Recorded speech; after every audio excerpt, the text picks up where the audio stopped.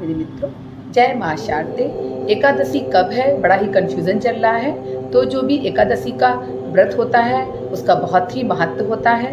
तो एकादशी का व्रत भाद्रपद शुक्ल की एकादशी तिथि में इसकी शुरुआत 25 सितंबर को सुबह 7:55 पर हो रही है, जबकि एकादशी तिथि का जो समापन है वो 26 सितंबर को 9 बजे तक होगा। कहा जा रहा है कि बहुत ही कन्फ्यूज़न है कि इस दिन जो पूजा का शुभ मुहूर्त है वो सुबह 9 बजे से लेकर के 12 मिनट तक शुरू हो जाएगा और 10:42 तक संपन्न होगा, जबकि परिवर्तनी एकादशी का व्रत का पारण 26 सितंबर को किया जाएगा। तो इस पारण का जो शुभ समय है वो 1:25 से लेकर के दिन में 3:50 तक रहेगा। तो कन्फ्यूज़न है। कहा जाएगा कि 25 तारीख को भी हम एकादशी का व्रत कर सकते हैं, क्योंकि उस दिन पूरा दिन एकादशी है, और 26 तारीख को ब्रह्म मुहूर्त में एकादशी लग रही है। तो जो लोग 26 तारीख को व्रत करना चाहें तो वो 26 तारीख को भी व्रत एकादशी का रह सकते हैं। लेकिन 26 तारीख का जो व्रत है वो केवल 5 बजे तक ही रहेगा। तो ब्रह्म मुहूर्त में भी अगर एकादशी का व्रत किया जाएगा तो वो भी पूर्ण व्रत माना जाता है। तो आप व्रत 25 तारीख को भी कर सकते हैं और 26 तारीख को भी कर सकते हैं। दोनों ही तिथियां जो होती हैं वो शुभ है।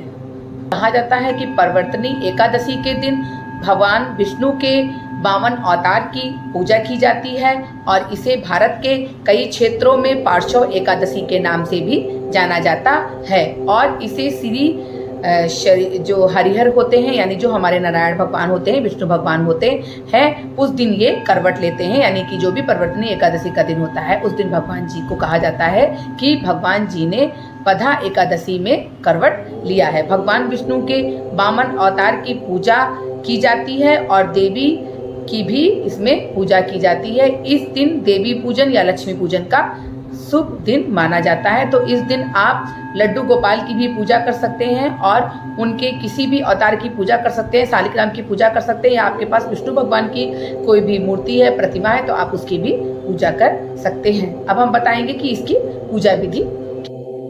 एकादशी व्रत को हम पार्श्व एकादशी के व्रत के नाम से भी जानते हैं और ये परिवर्तनी एकादशी कही जाती है। इस दिन विष्णु के 52 अवतार की पूजा की जाती है। कहा जाता है कि इसके एक दिन पहले आपको तामसिक भोजन नहीं करना है। लहसुन प्याज अगर आप आदि नहीं खाते हैं तो बहुत ही उत्तम रहेगा। और इसके पारणा के समय भी एकादशी में लहसुन प्याज नहीं खाया जाता है, और किसी भी प्रकार के अन्न को विष्णु भगवान के पूजन में नहीं चढ़ाया जाता है। जैसे आप अक्षत का प्रयोग करते हैं तो अक्षत नहीं चढ़ा सकते हैं, क्योंकि वो चावल होता है और चावल जो होता है वो अन्न होता है। एकादशी का व्रत रखने वाले मनुष्य को उस दिन के पूर्व 10वीं तिथि पे सूर्य अस्त के बाद ही भोजन करना चाहिए। हो सके तो एक ही टाइम भोजन करें। अगर भोजन नहीं करें तो फलाहारी व्रत कर करके भगवान विष्णु की पूजन कर सकते हैं। उसकी एक रात्रि पहले आपको जागरण करना है और विष्णु भगवान के भजन और कीर्तन और उसका स्मरण करते रहना है। व्रत वाले दिन प्रातःकाल उठ करके स्नान ध्यान कर लें और स्नान के बाद व्रत का संकल्प कर लें। इसके बाद भगवान को दीपक, दिया, बत्ती, धूप और फल फ्रूट, पीले चीज़ों का जरूर प्रयोग करें। पीले वस्त्र चढ़ाएं भगवान जी को, पीले फूल, पीला चंदन, पीला टीका जरूर करें। भगवान जी इससे प्रसन्न होंगे। और भगवान विष्णु की पूजा में तुलसी, ऋतुफल जो भी हैं, तिल वगैरह का उपयोग करें, भोग लगाएं। और व्रत में अन्न ग्रहण ना करें। कोशिश करें कि तुलसी जी को उस दिन पानी नहीं दें, क्योंकि तुलसी जी उस दिन भगवान विष्णु के लिए व्रत रखती हैं, इसीलिए उस दिन पानी नहीं देना है। शाम के समय में आपको तुलसी में घी का दीपक जला देना है, तो आपकी पूजा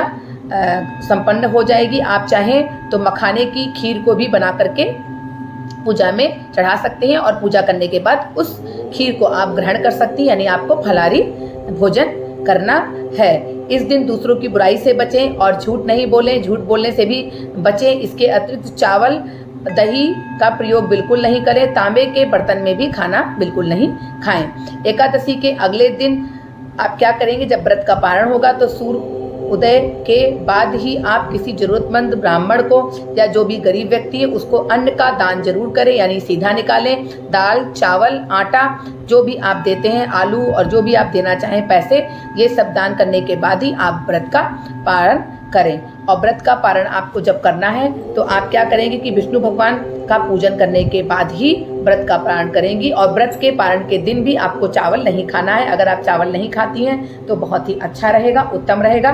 तो आप 25 सितंबर 26 सितंबर को जो भी एकादशी परवर्तनी एकादशी पड़ रही है तो उसका व्रत 25 सितंबर को भी रख सकते हैं और 26 सितंबर को भी रख सकते हैं। कहा जाता है कि इस एकादशी के दिन जो भगवान विष्णु होते हैं वो सोए हुए लेटे हुए भगवान विष्णु करवट लेते हैं, इसीलिए इसे परवर्तनी एकादशी के नाम से हम जानते हैं। इस दिन आपको कुछ